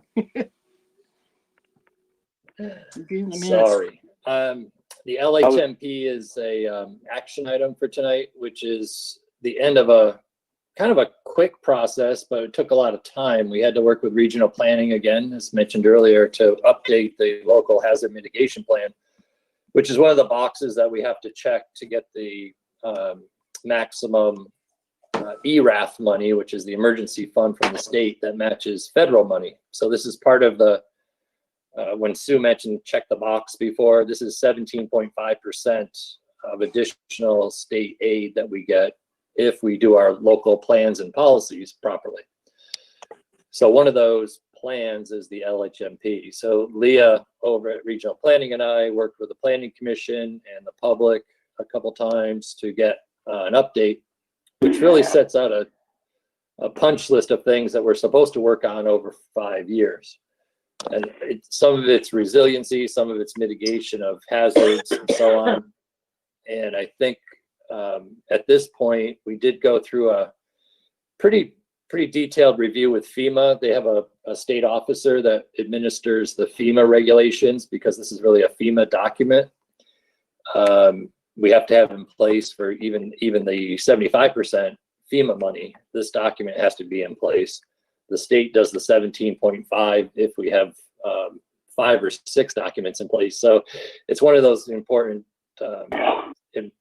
pieces that FEMA has approved in its current form, which was actually draft number 8. It's requires a resolution to be passed, which is from the select board and the village trustees working together. This is a joint document, much like the town plan is a joint document approved by both the trustees and select board. So we're not totally separate. I know there's been some discussion about that tonight, but we do a lot of work together. And this is one of those documents, which is a joint hazard mitigation plan. That's why we need 2 resolutions. After the resolutions are passed, then the document goes to FEMA for final approval. So that we're at the tail end of this process.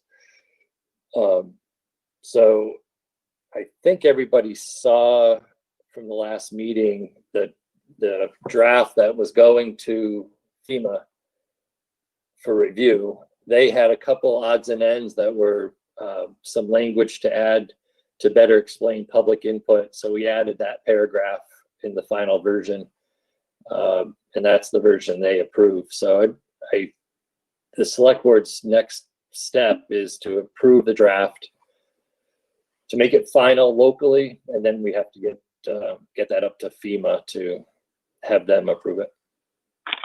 And then we'll be done for 5 years. Of course, the critical step is, what do you do with the plan? Do you let it sit on the shelf, or do you start to pick at it?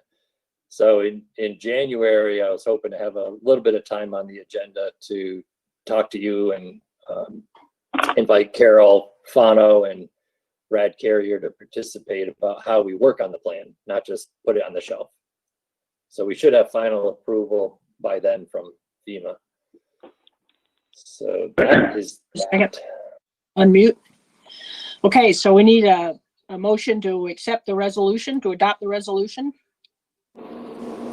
So moved.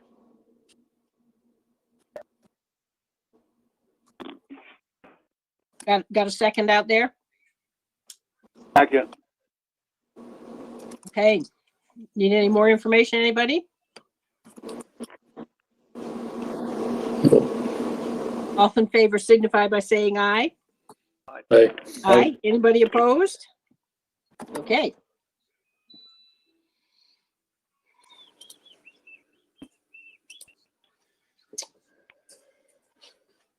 Delinquent tax attorney is next.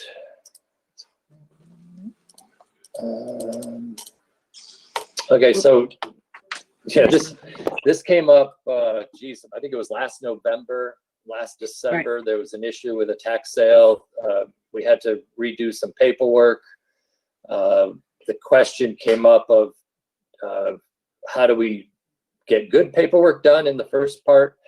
And it sort of sat on the table as do we stay with the current delinquent tax attorney, or do we change? Angela Ross is the current attorney, and David Rue, who's the town attorney on other matters that the town deals with, has said his firm can do it if desired. He's not advocating for it. It's not one of the better jobs of attorney offices to do delinquent tax attorney work, but they will do it. Angela and they're out of Burlington. Not that that's a big concern, but Angela was one of the few local attorneys that are still doing it. So that's part of the I don't know what it is with attorneys that don't want to do delinquent tax, but it must, I think it has to do with something with the low fees that are tied to it. So, for example, because we have such a low, a good and low balance on delinquent taxes, and we do a tax sale every year, some of the fees, which in interest charges on the accounts are low, benefiting taxpayers because they're all keeping current, so they don't have those charges. But the town as a whole has seen reduced interest revenue. And I don't remember the formula, but if Kim was on, she could probably tell me there's a formula based on how much the attorneys can charge. Kim, do you have that number? I think it's 15% of the amount 15% owed, right? plus fee. Yeah, so the lower the the balance of those things, the less attorneys get. But anyway, so that's the option. I don't, like I said, we've kind of pushed it off the last few meetings. I think we've deferred the tax sale, which we normally would have had by about now, November, December, due to COVID. So that's not scheduled to happen, but maybe you want to hold off a little bit longer on moving forward with that. But anyway, regardless, Kim does need to work with somebody. It's mostly legal work to prepare for the tax sale when it is scheduled. So I don't know how anybody's feeling about that change or keeping with Angela. That's where we're at. You've done well with Angela. Say again, Brian? I said, we've done well with Angela. Right? We had a lot of expenses tied to one delinquent tax account that we had to hire Dave Rue, who's the town attorney, to fix for Angela. So it wasn't the best experience for the town. We had extra expense to kind of fix some things, and we're still dealing with that because for some reason, Mr. Bartlett doesn't want to cooperate at this late stage. So I don't know if that means he's not interested in selling or acquiring the property back, but I think some of the concerns we had was just on a little bit of quality, but I think you're right. Generally, there's not a huge problem per se, if that's what you're getting at, Brian. It's just that there was one bad incident that took a lot of extra effort to recover from. Yeah. Plus, if I'm sort of, toss a coin here, but David does our other stuff too. So since attorneys, this seems to not be their favorite thing to do, potentially I would say a firm that is doing your other business might be conflicting, faster at getting work done for us because they've got our other business as well, as opposed to it just being one little thing that they do for us that obviously isn't high on attorneys. Oh, I love to do this list. Okay. I think that would, yeah, Dave? Yeah, is there one attorney that Kim'd rather work with than the other? I have never worked with David. Ron has, so it's hard for me to say, one or the other. I will say that, with the exception of this one Bartlett property, she was really easy to work with, willing to, do whatever needed to be done.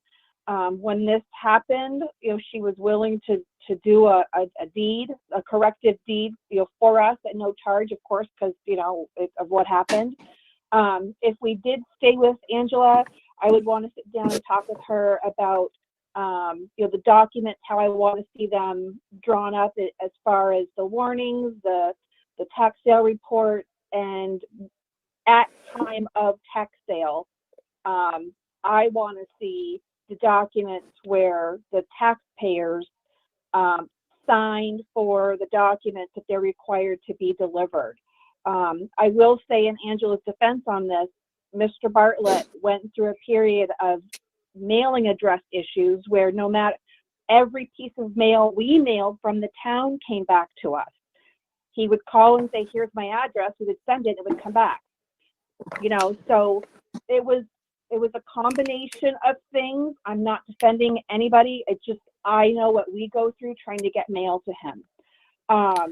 But having said that, we shouldn't have sold that piece of property without those letters being received by him or proof of that, So, I would be fine either way. But like I said, if we stuck with Angela, which I'm fine with, I would just want to sit down with her and have a conversation of, some expectations and changes of documents and, what I want to see in the reports and on tax sale day. You would have to sit down with that David also, correct, and tell him what you want.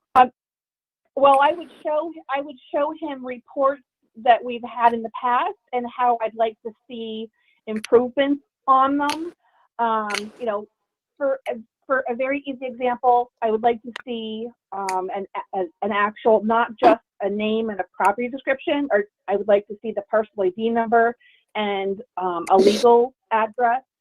It just makes it a little bit more clear for recording purposes, for warning purposes, for tracking purposes when people are doing title searches.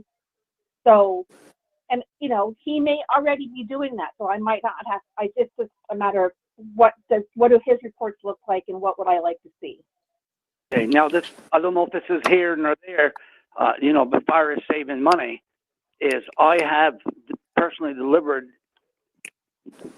with my appointment with the sheriff's department tax notices for every town but the town of Hyde Park.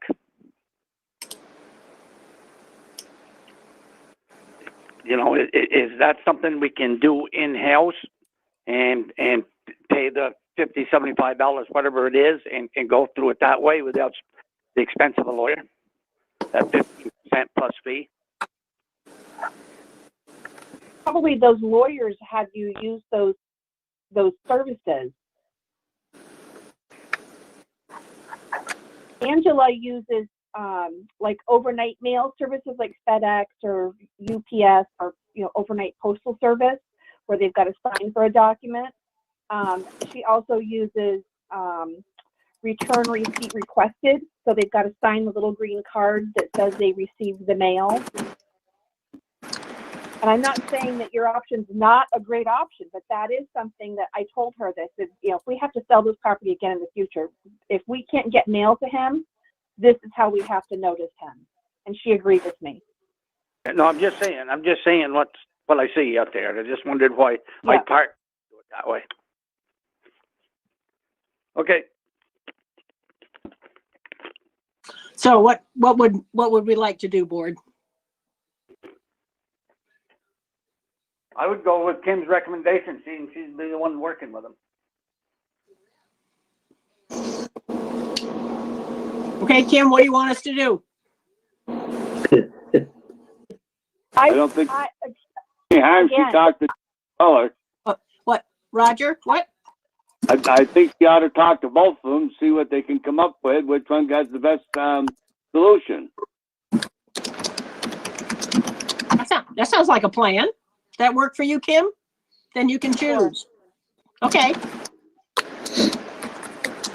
Thanks, Roger. That's a good idea. Good job, Rod. Boy, that's living proof. Even a blind squirrel will find a nut now and then.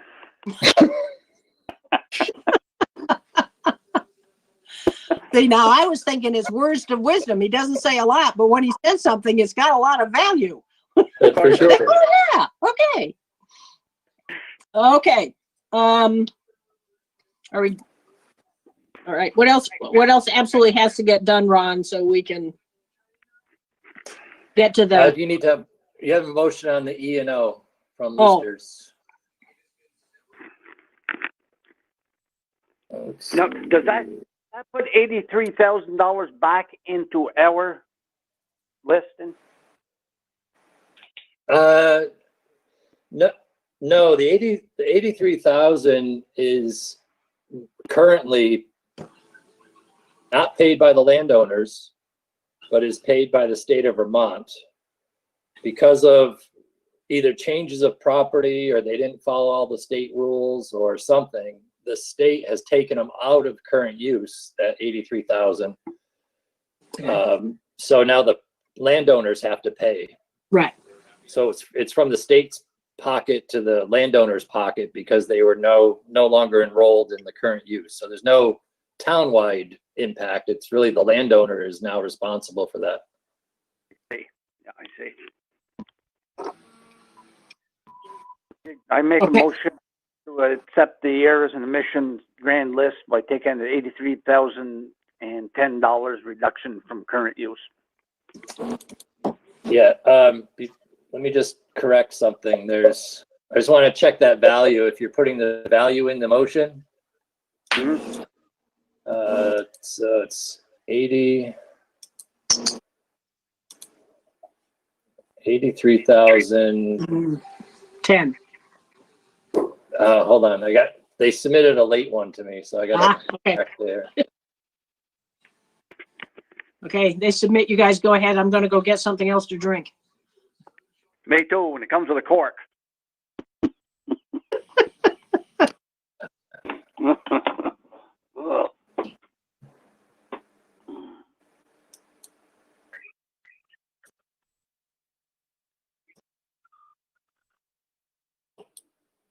So it's 83,400 for the motion. 400.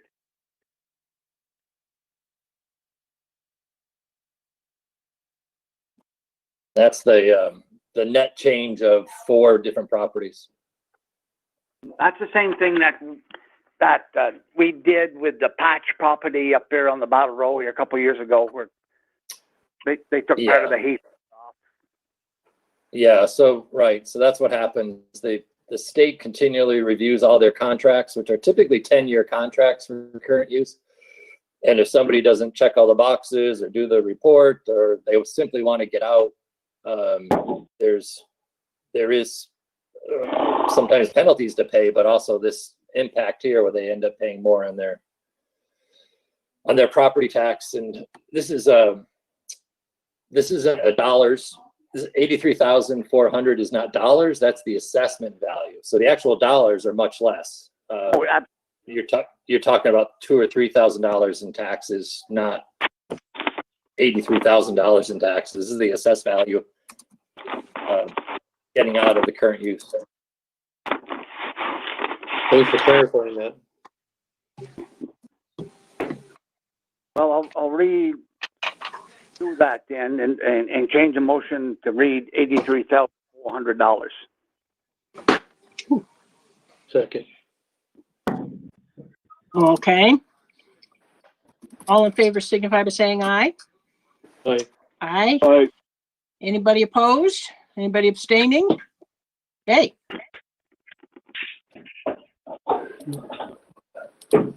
On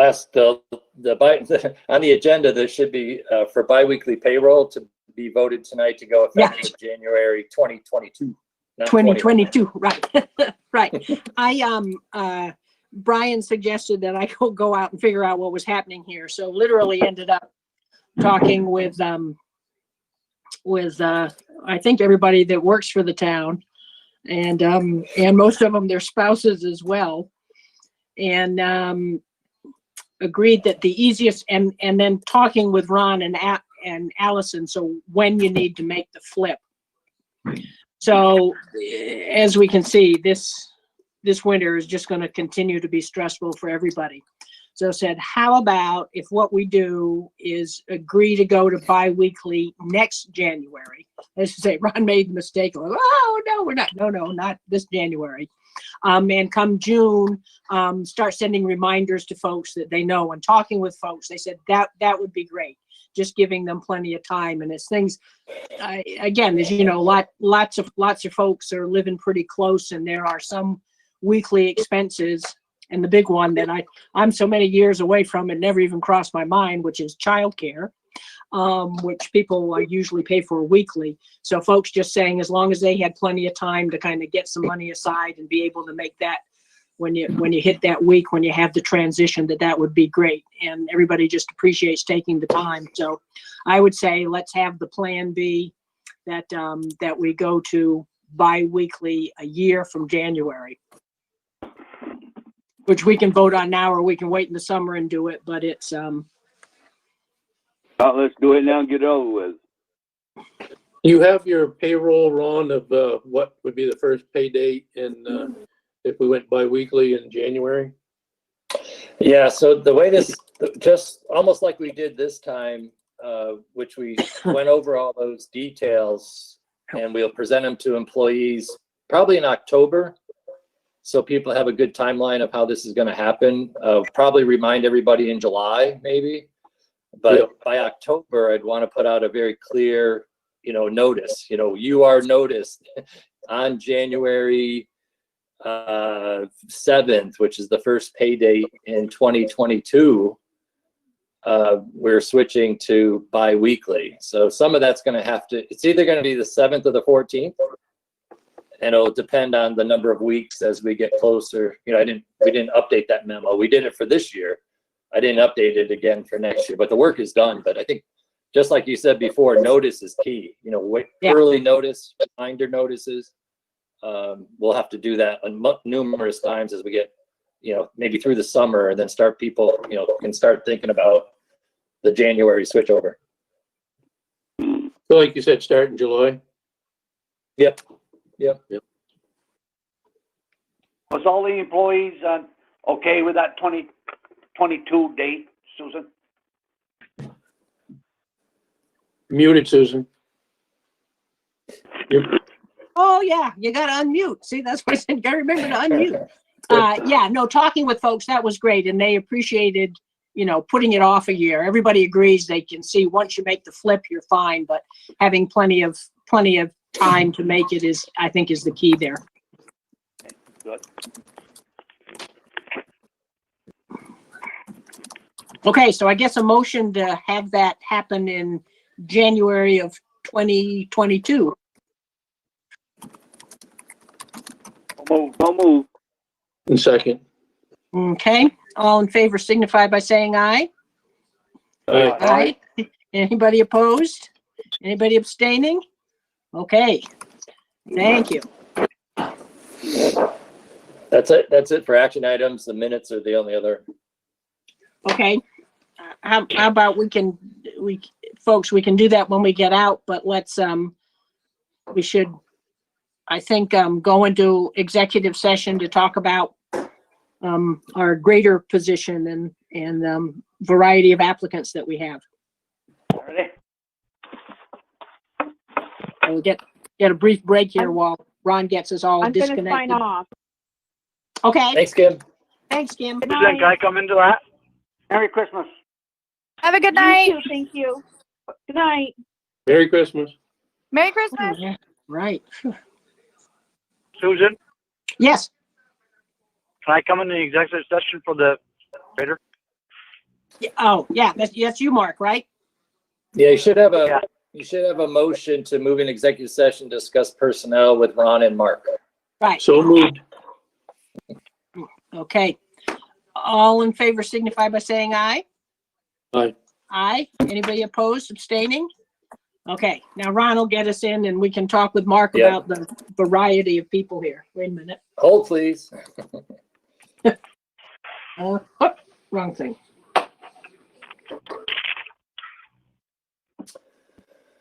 Let's see. Susan. Mark is in. Ryan's still in. I'm gonna have to boot Ryan. Bye, Ryan.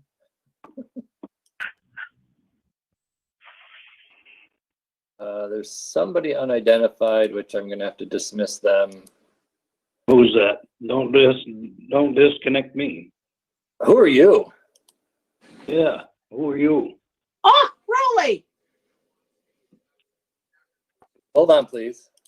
I will put your name down, Roland. I didn't realize that M was you. Okay, Roland, you're in the meeting. Roland, did you vote on that last motion?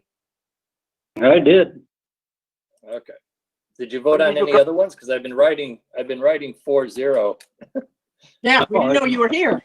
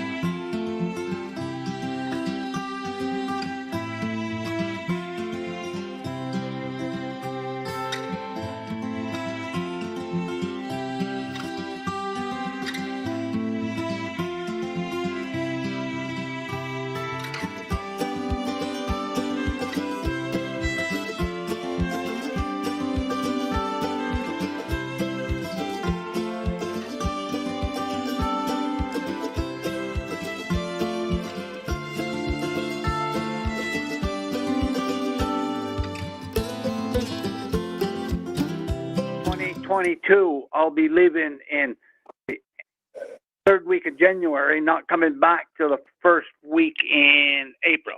So I'll be missing March and town meeting. Okay, so that would mean we could put your name on the ballot and get you elected and you wouldn't have any choice. Forget I said that. I'll get the signatures for him. Yeah. Okay. You might be able to still do it from Zoom there, Dave. Oh yeah, Yeah. that's right.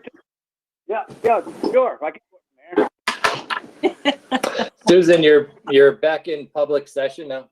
Okay, we're back in public session. What we just need to do is come up with a date here in the next week plus that we can get together and just do the budget.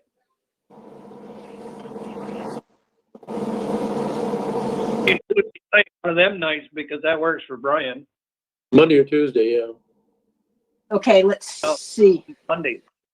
Next Monday, I have a different board meeting. I could skip that Oh. one though. Tuesday, Brian's got Tuesday off. 29th? Yeah, this, Whatever, fine with me. I can't do I it just Tuesday gotta do night. it later at night. you can't do it Tuesday night? No. Okay, well, let's do it Monday and I'll skip the other board meeting. What's the time? I don't get home till 5. Okay, just do a regular 6 o'clock and we just do budget. Well, that Yeah, work we good? can do budget.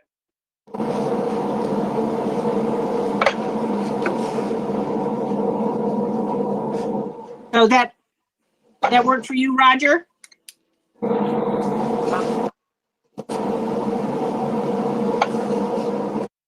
This coming Monday night. Correct. 28th. Yes, sir. 28th. All right. At the office?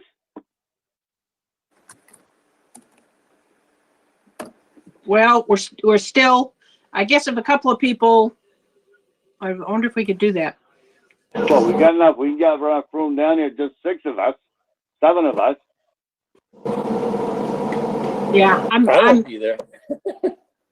Yeah. I don't go into gatherings. I don't. That's not a thing.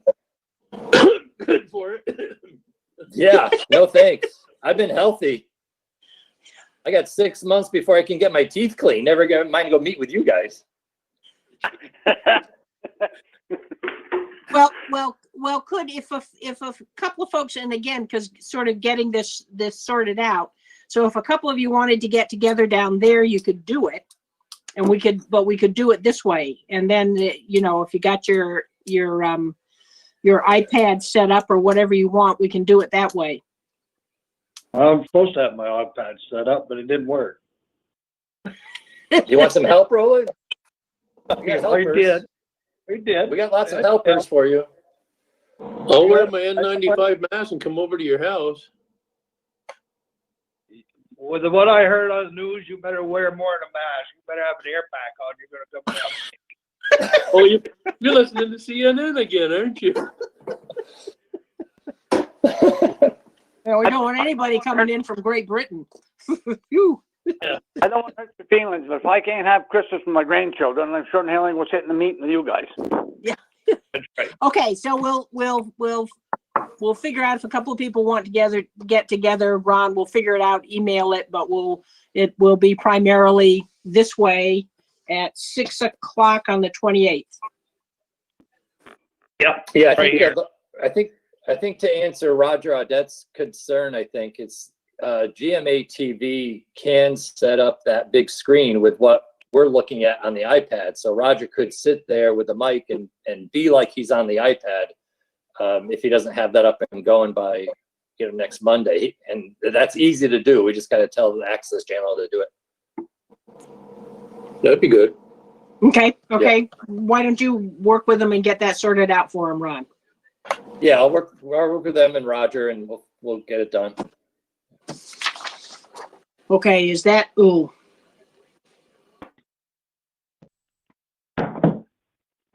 Is that, we haven't done the town orders. I didn't go look at the Yep. thing either. Yeah, it's I on, did. It'll be 2 hours. I was gonna say I didn't. I just looked at it, I went, oh, I didn't do it. Okay. Want to wait until, Ron, can we wait until Monday to do the town orders? Just I if don't we've care, I looked at looked it. at them. They all, they I look okay. I haven't looked at due dates. There might be due dates in there that need to be, you know, for check writing purposes, then mail and paid on time, because that's, I'm sure there's probably a couple in there that are running up against a late fee or something. Well, so. that's, I'm good if Roger and who else? Rolly, you looked at them too? Yes. I don't I think, did. if there's anything that's at all different or high, Ally sends them to me and she hasn't sent anything to me, so they gotta be just the regular stuff, I would assume. If we're comfortable. Ron, maybe you can answer this question for me, because I went through the town orders also. The uniform company, what am I saying? Cintas. No.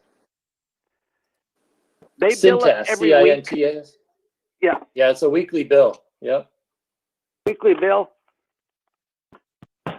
Oh, because I was looking at that, and that sprung a thing with me. At $109 a week, that's costing us just under $6,000 a year for uniforms. Yes, it's almost 7,500 because that number varies when we have when Mike Reno signs up, so the cost per week is higher. Yeah, but what I also noticed on there was a subnote on top that says 2 pair of pants are missing, and the town will be billed for them in 3 weeks. Now, yes. Now, number one, which employee is that? And if it's one that's left us, I think we ought to send them a bill. Yeah, so that LaHoulier was put on notice to return his 2 pieces of equipment within that 3 weeks. So that's kind of pending on him to bring those back. Okay, then it'd be pending on us whether we send them a bill or not. Yeah, exactly. Yeah, definitely. Okay, got it. And that's the only question I had on this things. Okay. Okay, then if somebody wants to move to accept them, works for me.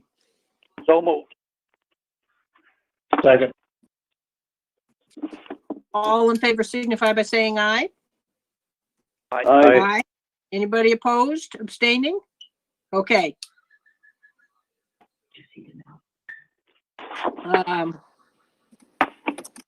We had one more. They were all right.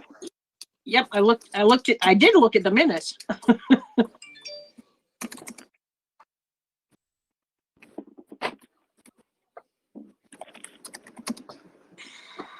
Everybody looked at the minutes? Yeah.